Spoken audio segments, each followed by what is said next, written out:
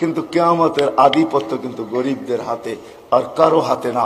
এই জন্যই আল্লাহ রসুল গরিবদের সাথে উঠতে চাইতেছেন, কেননা গরিবরা কবর থেকে উঠবে, ফেরেশতারা কানে কানে বলবে ইনতালিকু ইলাল জান্নাতি বিগাইরি হিসাব ওয়ালা কিতাব, তোমাদের হিসাবও নাই কিতাবও নাই, সিধা জান্নাতে চলো।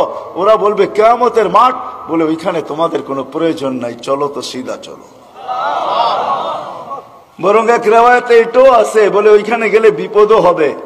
আবার আরেক রেওয়ায়াতে আছে কিয়ামতের মাঠে যাবে গরিবরা সত্য, ফেরেশতারা যখন হিসাবের কথা বলবে তো সব গরিব বেকা হয়ে বসবে, রংবাজের মতো স্টাইল দেখাবে, আর ফেরেশতাদের চোখে আঙ্গুল দিয়ে বলবে আইয়ু হিসাবিল্লাহ না, ওই আমবাবার কি হিসাব রে, ওই কি হিসাব।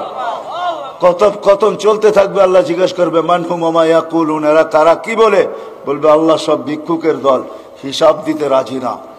তা আল্লাহ বলবে কেন দিবে না জিজ্ঞাসা করো ভদ্র ভাষায়,